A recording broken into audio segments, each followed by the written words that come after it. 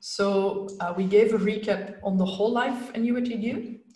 And now I want to continue with the next product in line, so to say, and that is the term annuity due.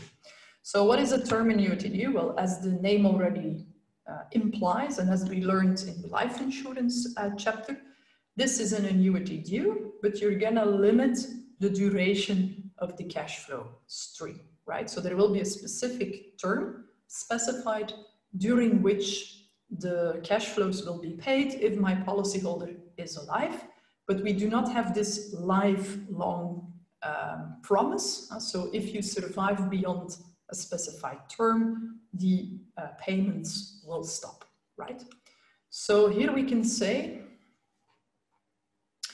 that our present value random variable can be specified as follows. So here you see that we make the distinction between what if kx is strictly below n, or what if kx is above or equal to n. So and n is the duration, n is the term specified in this annuity contract. So let's look at the bottom line. If kx is beyond or equal to n, so that means at time n, you're still alive, right? So the number of payments that you then received in this contract is equal to n, right? So you received the payment at time 0, at time 1, and you received the last payment at time n minus 1. So you received n payments in total, whether you survived until time n or n plus 5 or n plus 10, it doesn't matter. What you received were these n payments from time 0 to time n minus 1. So the present value of this thing is, once again, denoted with an annuity certain. An annuity certain here with n payments in total. If we look at the situation where the kx is taking a value below n, well then we say you're gonna receive in total kx plus 1 payments, reaching from payments at time 0, at time 1, etc. And your last payment will be done at time kx, okay? So you've got a combination here of these two valuation formulas. So putting this all together, we could say that we're gonna write down the present value random variable with the symbol for an annuity certain, with as the number of payments, the minimum of kx plus 1 and n, right? So n is the maximum number of payments that you can receive here. If you die before time n, you will receive kx plus 1 payments in total. So if we work on this, we can use again the constant interest rate assumption. And we could say, let's use the connection with the annuity certain product that we studied earlier on. So in our review of the annuity certain formulas, we said, well, if you look at an annuity certain with this duration, you can write it as 1 minus v to the power, the minimum of kx plus 1 and n divided by d. So if you take the expected value of this guy, you need to take the expected value over here. And what you recognize there is the actuarial notation, the symbol for the present, for the EPV, sorry, for the expected present value of an endowment insurance issued to an X-year-old with a duration n. Yeah, so be careful. Here, I recognize my symbol for my endowment insurance, right? What you also see here at the left-hand side is then our actuarial notation for a term annuity due. So we've got the annuity because it's a small a. We've got the annuity due because of the double dot on top of the a. It's a life annuity because we have the X, so it's issued to an X-year-old. And we've got the term that is specified over here. So one of the differences between the notations for life annuities and life insurances is that with a life annuity, you should not put a 1, neither on top of the X, neither on top of the N, because there is only one scenario possible with the annuity, and that is you will pay in case of survival, right? So there is no need to distinguish, like we do in the life insurance context, between the scenario of survival versus the scenario of of dying within a certain period of time. So here it's just when you're alive, you will receive the benefit of €1. What about the timeline approach, or what about the indicator random variable approach? So here things become very intuitive, I would say. So you start with a payment of 1 at time 1. You've got at time 0. You start with a payment of 1 at time 0. You've got a payment of 1 at time 1 if you are alive. So the EPV of that cash flow is V multiplied with PX, and so on and so forth. And the last term here is referring to the cash flow of €1 at time n minus 1, right? So to calculate the EPV of that cash flow, we need to financially discount from time n minus 1 to time 0, and we need to multiply with the survival probability n minus 1 PX. So putting it with a summation formula, you'll get something like this. If I picture this on a timeline, so what is important here? I've got a duration of n years in total. So I've got n payments maximum from time 0 until time n minus 1, because I'm working here with an annuity due, which pays at the beginning of the year. So here is my cash flow. I denote it here with a very general cash flow indicated with C. Of course, if C is constant equal to 1, then you are in the very traditional setting of the cash flow that is referred to, that is indicated by our international actuarial notation. We've got our discount factors and we've got our survival probabilities. So we need to make the product of the cash flow with the discount factor with the survival probability sum over all terms here in our expression, in order to retrieve the EPV of this temporary annuity due. This is my actuarial notation. So do keep in mind the actuarial notation really explicitly assumes that the cash flow is constant and equal to 1, and really relies on the assumption of a constant interest and a constant discount factor V, right? But the schedule that you see over here, the flow chart that you see over here also allows for more general settings where the cash flow can change over time, and also where the interest rate can change over time. So that is my term annuity due. Questions on this? If not, let me immediately continue a little bit. So what about, instead of looking at the annuity due products, what if we would work with immediate annuity products? So if we have in the name of our product, if we have there the word or the term immediate, then that means that we're going to consider payments to be done at the end of the time periods, conditional on our policyholder X surviving to the payment date. So we're going to work in arrear, right? So at the end of the year instead of at the beginning of the year. So if you would say Y star is the present value random variable of this particular product, then you know that your first payment is going to take place at the end of the first year. So that means right before time 1. So you'll have to discount that payment over a time period of 1 year, right? So you're going to do V and you're going to multiply V with, when you're calculating the EPV, you will calculate this V, you will multiply this V with the 1 year survival probability. So, but written down with this random variable indicator approach, we're going to look at the present value random variable as specified like this. So the only difference between the present value random variable for the whole life annuity due and for the whole life immediate annuity is about what is happening at time 0, right? So in the immediate annuity case, you do not have the payment at time 0. In the annuity due case, you do have the payment at time 0. So that's why you see here that the Y star is equal to Y minus 1. So that leads us immediately to an EPV expression. And the EPV expression for this type of life annuity is the AX. So it's a small a because we're dealing with an annuity. There is this X because we're considering a life annuity issued to an X-year-old. And in case there is no double dot on top of the A, we refer to the setting of the annuity paying at the end of the year, right? So that is an important difference. The double dots, whether they are there or not, refers to do you pay these cash flows at the beginning of the year or at the end of the year? So here I've got my picture once again. So I've got it now for AX.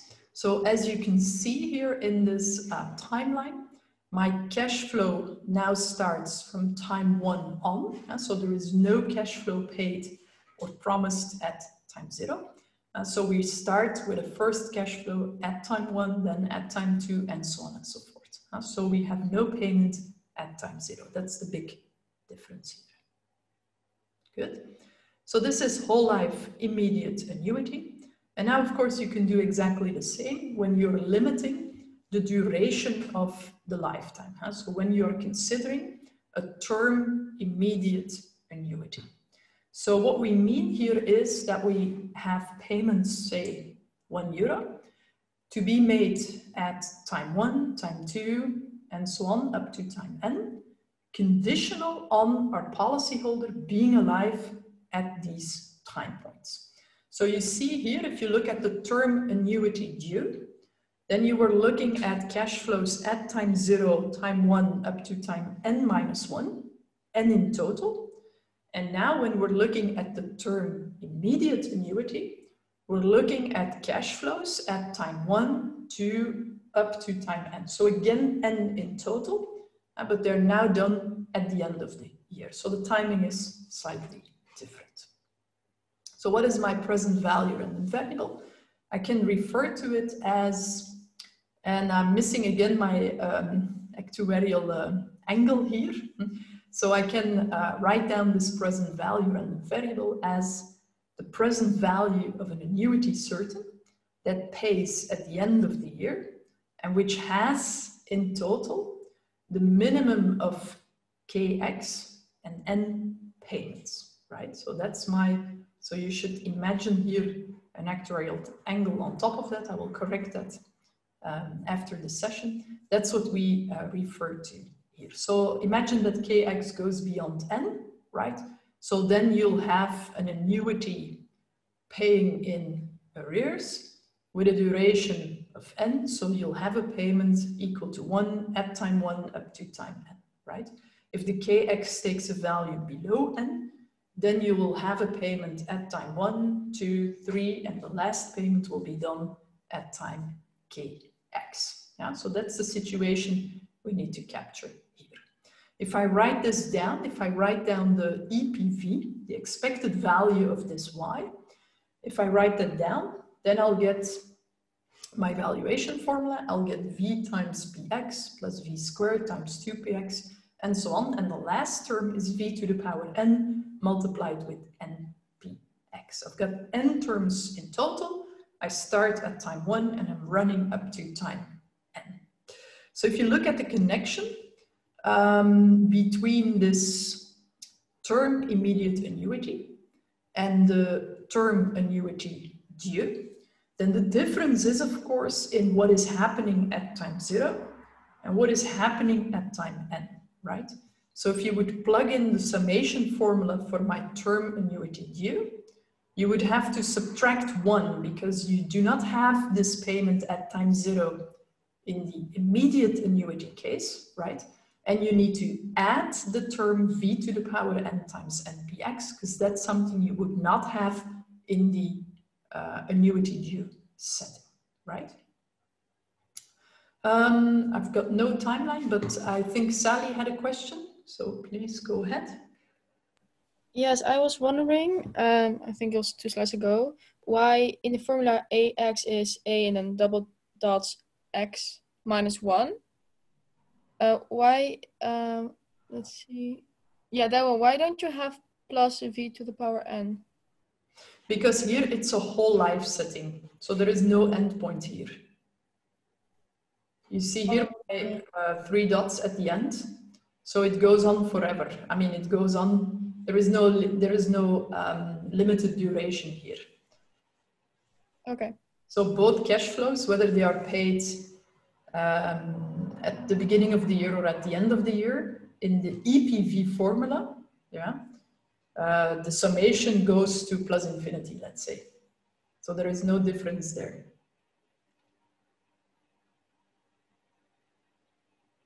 You don't get it, huh, Sally, or do you? No, I see it. Yes, okay. So the difference is here I have to be careful about it because I explicitly have a last term v to the power n times npx, but in the whole life setting I do not have that. I'm working with an infinite sum over there. Okay. Now we could also study this this life annuity product. We can also study that in continuous time. So what we're now going to do is switch from the summation formulas to integral expressions, right?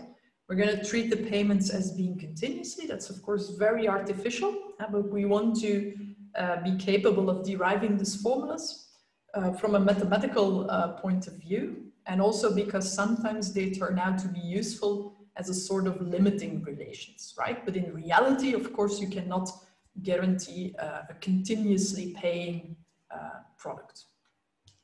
So what we're going to do here is we're going to assume that for an infinitesimal interval around time t, that the payment is dt if x is alive throughout this interval. So the condition that my policyholder needs to be alive to receive the payment, that of course is still valid.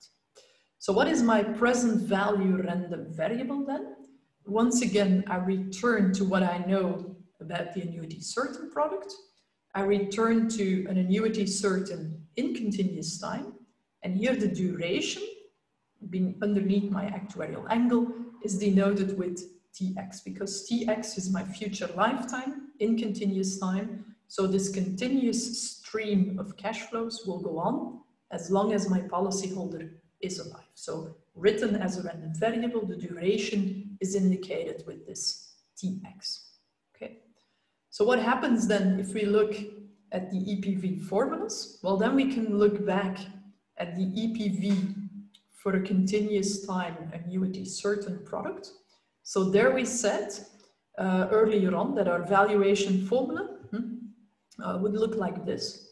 And now, of course, we're going to replace the duration n with the random variable Tx, so that our present value random variable can be written like this. We can take the expected value and retrieve the EPV of a whole life continuous annuity issued to an X-year-old, right? So the expected value operator goes through this expression. We're left with the expected value of v to the power Tx. And we recognize this from chapter 4 on the whole life insurance product. So we recognize this as the EPV of a whole life insurance issued to an X-year-old. Yeah? So once again, what kind of assumption do I make here? The assumption that I make is that the force of interest, the delta, is constant. Because if the force of interest is constant, then I can really rely on this formula for the annuity certain in continuous time that I learned earlier on in this chapter. If you want to do it again via this indicator approach, then here you would say, I've got my financial discount factor, that's e to the power minus delta t. I've got the condition that must be fulfilled, so the indicator variable evaluated in Tx beyond t, and I let the t run from 0 to plus infinity. So this thing here, that is the continuous time alternative for the summation formula that I wrote down earlier on with my indicator random variable approach. And of course, if I would then calculate the expected value of y, I need to focus on the expected value of this indicator random variable. So that would be the expected value of a Bernoulli random variable. So that is the probability of success, which in this case is the survival probability TPX. So that gives me the EPV as well. Now, why do I say that this is a more flexible formula? Because if the delta is now changing, so if the force of interest is changing over time, then I could still use this framework, because then I can split up the integral in smaller intervals, over which the delta is constant. Yeah? So I'm not relying here on a delta, or not necessarily relying here on a delta that stays constant from time 0 to time plus infinity. This delta can change over time, and I would still have an interesting way to work with this valuation formula. So that is for continuous time, right? And of course, if you're working in continuous time, you can once again limit the duration of the product. So you can limit the duration to time n. Then we're dealing with a present value and variable that can be written as such. So instead of putting the tx underneath my actuarial angle, I would now put there the minimum of tx and n. So if you survive beyond time n, then the payments will only go on until time n, and afterwards the payment stream will stop. So here you recognize then the EPV. If you look at the integral expression, instead of running to plus infinity, you're going to limit the integral to the upper bound of n, because that's the duration of your term continuous life annuity. You also look or mind the difference, the actuarial notation here. So it's small a for life annuity. You put a bar on top of the a because you're dealing with continuous time. You refer to the age of the policyholder at policy issuance, and you refer to the duration of the contract, in this case, a duration of n years. Okay. So that brings me already a lot of different formulas. So we covered the whole life annuity due, the whole life immediate annuity, the whole life continuous time annuity, and we covered the term life annuity due, term life annuity immediate, and the continuous term life annuity. So to practice this a little bit, and then I'll take your questions. I've got a small exercise at the end, which we will do before the break. I didn't put it up as a polling exercise, so I'm just kindly asking you to type your answer in the chat if you want to participate. So here you see the question. What should I put here instead of the question marks? Okay, so I see many correct answers. Let's try together. So the question is about this guy, a double dot x n plus 1 minus 1. And we're going to divide by a, no dots, and then x with a duration of n, right? So we recognize the small a, so it's about annuities. We recognize the x as a subscript, so we know that we're dealing with life annuities. If we have the double dots, we're paying at the beginning of the year. If there are no double dots, then we're paying at the end of the year, right? And then the actuarial angle, that refers to the number of payments that we're going to do in total. So here it's n plus 1, and here our number of payments in total is n. So the whole trick, if you want, for me is to write down the correct summation formulas, which correspond to the EPVs in this thing, right? So what I'm going to do is v to the power k kpx, and that's essential if you're looking at the valuation of a life annuity product. You've got a financial discount factor and you've got the survival probability. And then here we're going to go from 0 to n. So if we're going from 0 to n, we've got n plus 1 payments in total. And we're starting at time 0. So we're really starting at the beginning of each year. So that is the summation formula underneath this actuarial symbol. Now we're going to subtract the 1. And we're going to divide here by the summation formula, where you've got again v to the power k and then the kpx. But now our k, since we're dealing with an immediate annuity, we're going to let the k start from 1 and run up to n, because that means we once again have n payments in total, but we do these payments at the end of the year, right? So if you work out this expression, well, if you look here at the term with k is equal to 0, you'll have v to the power 0, 0px, so that's just 1, right? Because you immediately start paying at time 0 a cash flow equal to €1, right? So we've got the term, if k is equal to 0, then we've got a term here equal to 1. So we've got 1 minus 1, so that drops out, and we're left with the sum for k going from 1 to n of v to the power k kpx, divided by, again, the sum over k going from 1 to n, v to the power k kpx. So that indeed gives us an equality to 1, right? Any questions on that? So that was a small exercise to practice a little bit the summation formulas, what we learned.